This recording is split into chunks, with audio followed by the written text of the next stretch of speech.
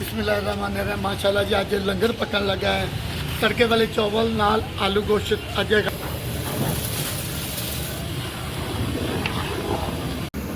आलू गोश्त तैयार हो गया जी।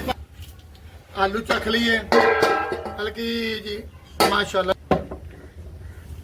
मज़ेदार ज़ायकेदार आज पकाया है पला माशाल्लाह जी। प्लेटा च भी पैक हो रहा है, डब्बिया च भी पैक होएगा।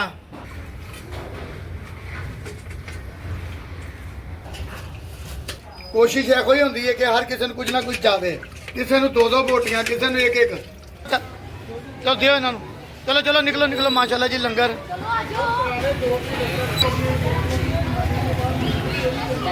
बिस्मिल्लाहिर्रहमानिर्रहीम। माशाल्लाह जी अज लंगर पकन लगा है। तड़के वाले चावल नाल आलू गोश्त अज है जुमेरात।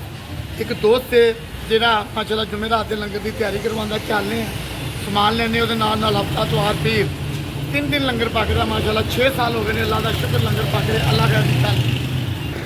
अच्छा जी दुकान से आ गए हैं। दनान इत्थे कोई नहीं हैगा, नहीं हैगा तो सानू की असीं खुद ही तोलांगे तो खुद ही वजन करांगे अल्लाह का।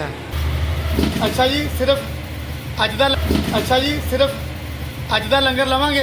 हफ्ता त्योहार पीर जरा मंडी चलांगे, मंडियों जाकर पूरा समान ले आने जी अल्लाह का। अच्छा जी आप ही तोल लिया। सिर्फ अज के लंगर वास्ते थोड़ा जिहा समान है कि आलू गोश्त विच ना इन्नियां वैरायटियां नहीं पैंदियां, इन्नियां चीज़ां नहीं पैंदियां। सादा सादा समान होंदा है। अल्लाह खैर चलने जी लंगर पकाने। अच्छा जी आलू गोश्त वास्ते अदरक लसन असीं की कहते हैं ग्राइंड करने।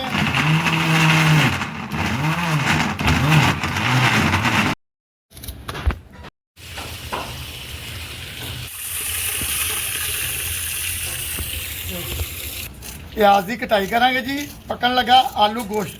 आलू असीं छिल लेने, इन्होंने अच्छे तरीके नाल साफ करके इन्हां दी भी कटाई करने आ।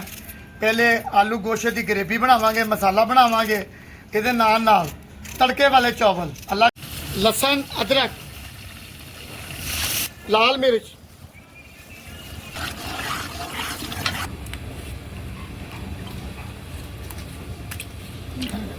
ग्रेवी का कलर देखें माशाल्लाह देखें। तुसीं अपने घरां च भी खांदे हो तो माशाल्लाह उस तरह सोहना पका के वंडिया करो।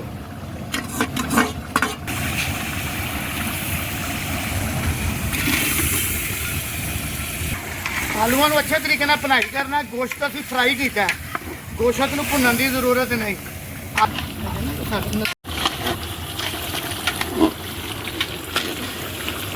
अच्छा जी गोश्त पाने हुण गोश्त असीं फ्राई कीता है। चलो जी फ्राई कर लिया जी, गोश्त पाने हैं।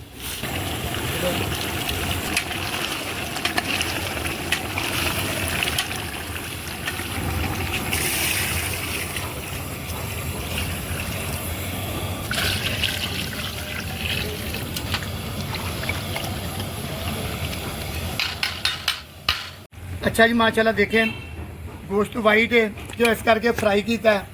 आलू माशाल्लाह बड़े बड़े रखे ने कि बच्चों सियाणिਆਂ ਨੂੰ एक आलू जाए ये इस तरीके ना आलू तो बोटी चौलों से पवे। चौल पकावांगे जी पुलाओ इंशाअल्लाह ताला। जुमेरात का लंगर है, हफ्ते इतवार पीर का जो अलहदा लंगर है। अल्लाह ताला साडा सारा सिलसिला कबूल करे। माशाल्लाह देखें करी असी लोग जो अल्लाह सोहना देंदा तो सोहना क्यों ना दईए। लो जी चने तैयार, आलू गोश्त तैयार हो गया। अज ना समझ नहीं आ रही की हो रहा। मेरे ना गर्मी बड़ी है, थले बच्चे भी ने कुरान खानी करने, सुपारे पढ़ाने, लंगर तकसीम करने। अज हॉस्पिटल नहीं जाया जाना, अज लंगर गली महल्ले बाजार च बच्चों लिए।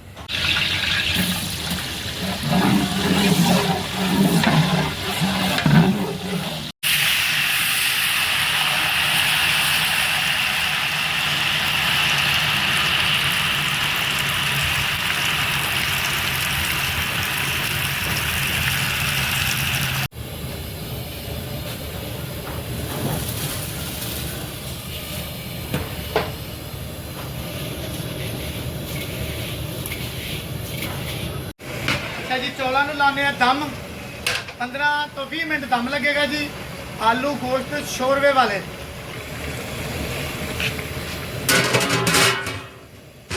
अच्छा जी ज़रा ਆਲੂ ਚੱਖ ਲਈਏ ਹਲਕੀ ਜੀ।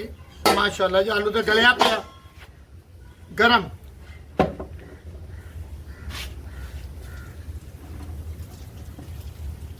मजेदार ज़ायकेदार आलू गोश्त नाल तड़के वाले चावल अल्लाह के। माशाल्लाह जी दम पोटने असरैन बाबा भी आ गया, बच्चे भी नीचे आ गए पढ़ने वाले। आज पकाया तड़के वाले चावल नाल आलू गोश्त। क्या पकाया?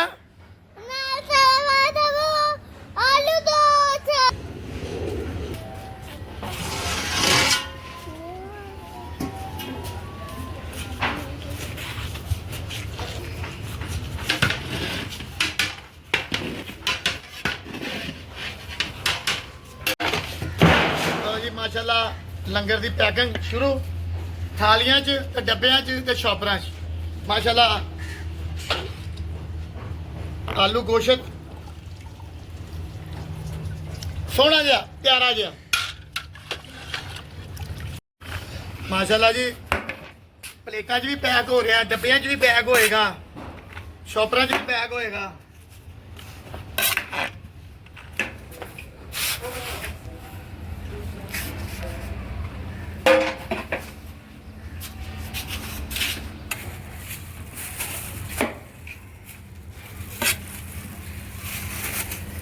इस तरह के गर्मी काफ़ी है, बारिशां भी पै रही ने, सैलाब आए हुए ने।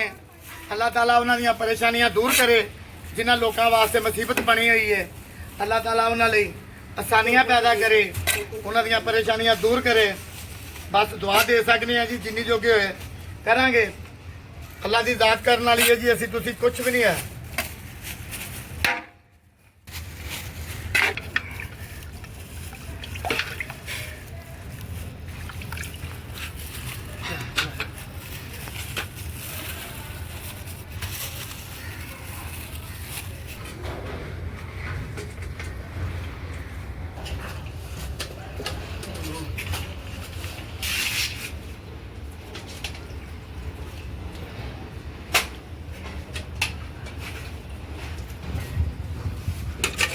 अच्छा जी ये नसीब ने, किसी ਨੂੰ एक पोटी, किसी ਨੂੰ 2 पोटियां, किसी ਨੂੰ कोई पोटी नहीं। माशाल्लाह क्यों लंगर है, लंगर च नसीब चलते हैं। कोशिश यह कोई होती है कि हर किसी को कुछ ना कुछ जावे। देखो ना किसी ਨੂੰ कोई पोटी नहीं, किसी ਨੂੰ 2-2 पोटियां, किसी ਨੂੰ 1-1। ज़ाहिर है कि नसीबा की गेम है। माशाल्लाह देखो इनू 2 पोटियां आ गई, मैं की करा।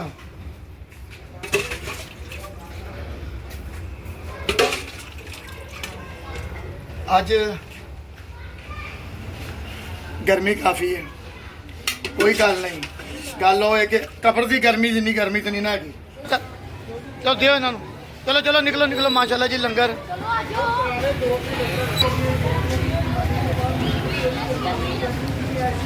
अंदरों लिया रही ने, बस ठीक है।